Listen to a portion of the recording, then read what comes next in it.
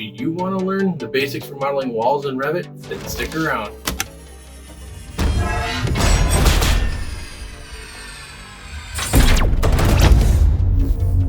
Hey there, I'm the Revit Man, and in this tutorial, I'm going to show you the basics for modeling walls in Revit 2021. I'll show you a few tips and tricks along the way that'll help improve your modeling efficiency. But before we dive in, please take a moment and hit that subscribe button so that when I upload new content, you won't miss a thing. So before we actually get into Revit, I want to go over what system families are, because Revit considers walls as system families. So system families are built-in components in Revit. So these are items that are your basic building blocks: walls, roofs, floors, stairs, railings, as well as a few in the MEP realm as well. So if you would like to learn more about system families and other types of families in Revit, I will leave a link to my blog in the description below the video. Let's dive into Revit. Okay, so the wall tool is located in the architecture tab or in the structures tab. You can even select WA to initiate the wall tool. So Revit, like many other pieces of software, have keyboard shortcuts associated with the tools in that software. And I highly encourage you to go and take the time to learn those keyboard shortcuts, because it will greatly improve your modeling efficiency. So whenever we initiate a tool in Revit, oftentimes you'll see a contextual ribbon that pops up. So it'll be slightly colored a little bit green, as you see here. And then you'll notice that the draw panel here shows up. And these are the basic tools that we're going to be going over in this tutorial on how to draw walls. You'll also want to draw your attention here to the options bar. So this options bar will aid in the drawing process for a number of tools. So make sure you always look here to see if any other additional parameters or settings show up that might add efficiency into your modeling. So there's three basic types of walls in Revit. So you have your basic wall, a curtain wall, and a stacked wall. And you can see all the walls that are loaded into the project here in your properties browser here. So you'll see a stacked wall, curtain wall, and your basic walls. And for this tutorial, we're just going to stick with the generic 8-inch. Alright, so by default, when you start the wall tool, you'll see that the line drawing tool is selected.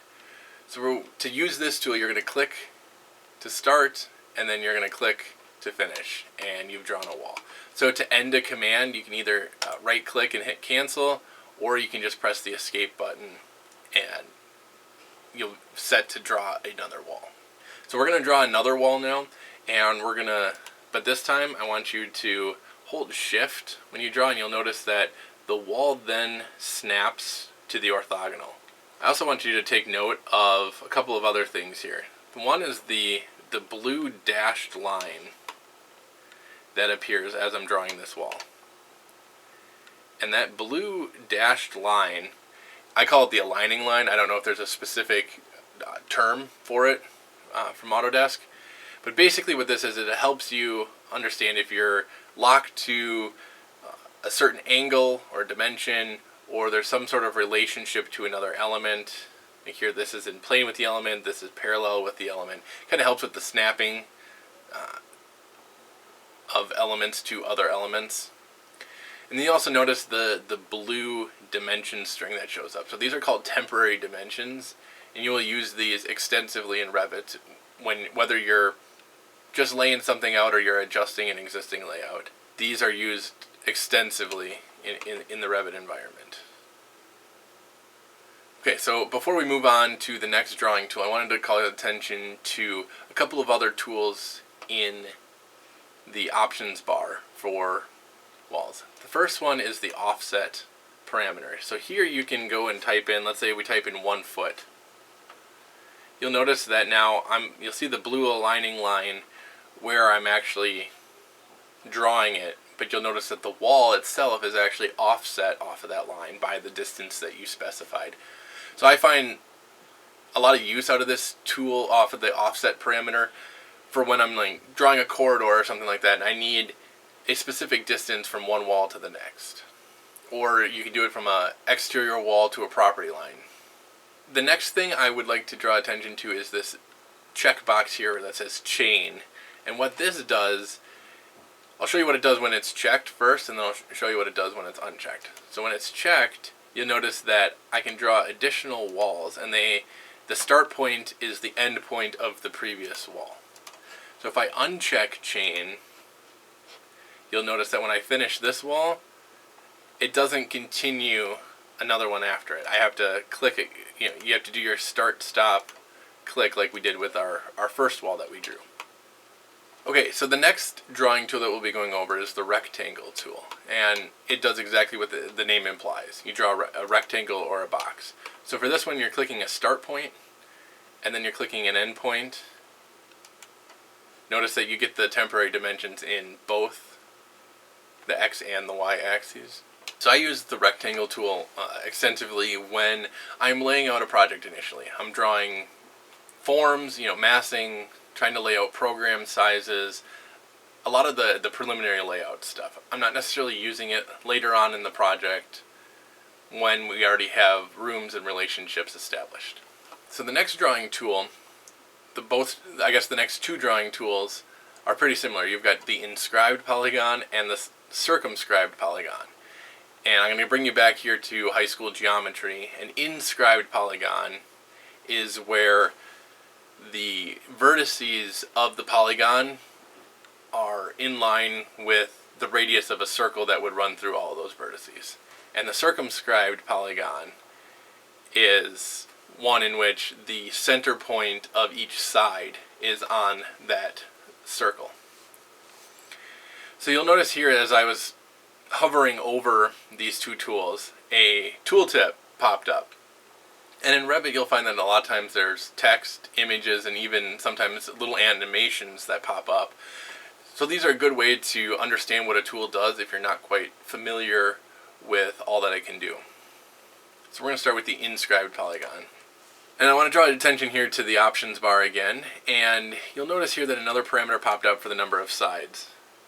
So here you can easily change the number of sides for whatever shape you are trying to draw. In this case, drawing a pentagon. So for this tool, you're clicking the center point, and then you're dragging it to specify the radius of that inscribed or circumscribed polygon. So again, center point, and then defining the radius. So pretty self-explanatory on how to do those. And then the next tool then would be the circle tool. And this is drawn exactly the same way you would do the polygons, except for the fact that we don't have a number of sides. So again, here you're going to hit center point, and then you're going to specify the radius. One quick way, so if you have a bunch of circles that you want to draw that are all the same size, one thing you can do is click this radius checkbox and specify a radius. So if I want to specify an 8-foot radius and draw a bunch of circles with an 8-foot radius, you can just keep clicking the center point. Okay, so I'm going to skip these next few tools here and we'll come back to those in just a little bit. The next tool I'm going to use then is the ellipse tool. And this is similar to some of the other polygon tools. The only difference here is that with an ellipse, you're specifying a radius in two directions. So you're specifying the center point and then the radius in the X and the radius in the Y direction. But other than that, it's the same drawing process as the other polygons. Okay, moving on to the arc drawing tool. So we're going to start here with this start end radius arc. To draw this one, you're going to click the starting point, you're going to specify an end point, and then you notice that we can specify any radius after that. The next tool then is center radius arc. So this one's drawn very similarly to the polygons. You're going to specify the center point, and then you're going to specify the radius, and then what extent of that arc do you want to draw. So we're going to use the partial ellipse tool next. So the partial ellipse tool, we're going to specify the start point, the end point, and then you're actually going to specify the radius. Okay, so you'll notice that these next two tools here, the tangent end arc and the fillet arc, they're colored blue, and that's for a reason. So if I start clicking on, select the tangent end arc and then I start clicking around the screen, you're going to notice that nothing happens. I'm not drawing an arc at all. And the reason for that is that these tools require a previously drawn element in order to use this tool. So you notice that I can snap to the endpoints of these previously drawn walls. So with the tangent end arc, you click the starting point, and this point right here will always remain tangent to that previously drawn wall. And then you can just go and start specifying, distances and radiuses that you deem necessary for your project. In other drafting software, you may be able to use splines to draw walls, but in Revit you cannot. At least not in this particular method of drawing. I will show you in a future tutorial how to get a spline wall, but to bypass that, I use this tangent end arc to create any sort of spline shape that I'm looking for. And the nice thing about that is, with the tangent end arc, you have specific arc lengths and angles and radiuses because they are segments of a circle or an arc.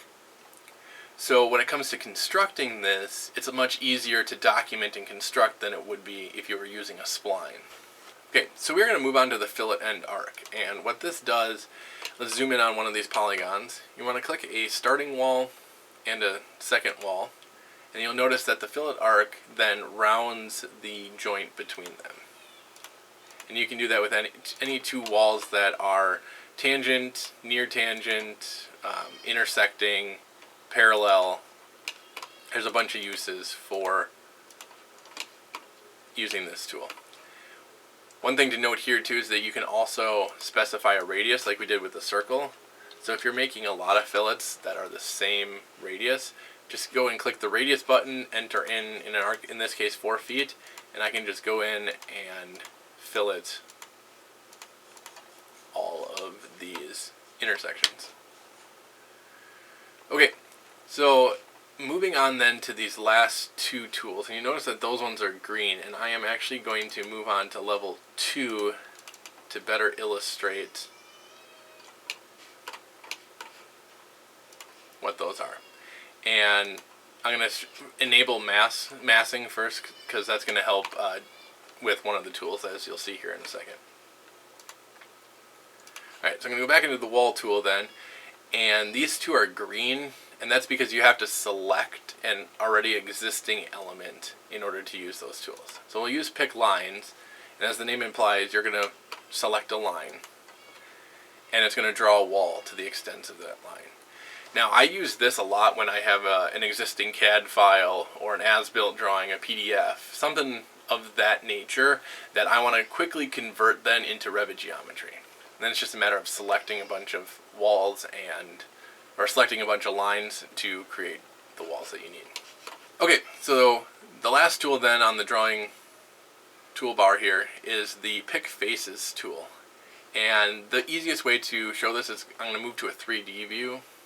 So up here in the Quick Access toolbar, there's the little house icon, which is a 3D view. And this box right here is a massing element, and in a future tutorial I will go over massing and how that works. But what you'll notice here is that it's a pick faces, so I get to go, as I hover over this massing object, you'll notice the different vertical faces that highlight are faces that I can apply a wall to. So if I just go and select those, I can very easily apply a mass. So this I use a lot when I'm moving from a conceptual design into a more concrete design, a more schematic level project or phase of a project.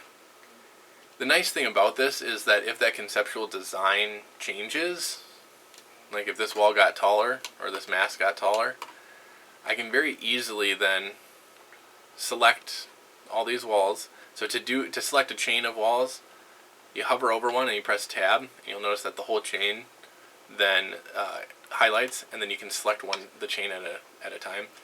And you'll notice up here and then in the toolbar here that there's this update to face. And I select that, and those walls automatically adjust to the changes you made to that massing element. So this is a real quick and easy way if you're still working on some design elements and at the conceptual level, and you're trying to move on to the next phase of the project, and you make a change in one, you can easily update it to another. Alright, so that wraps up this tutorial. If you enjoyed it, please make sure you click the like button. Make sure you subscribe to the channel, and if you have any questions or comments about any of the content covered in today's tutorial, please make sure you leave that in the comments below. Thanks for watching.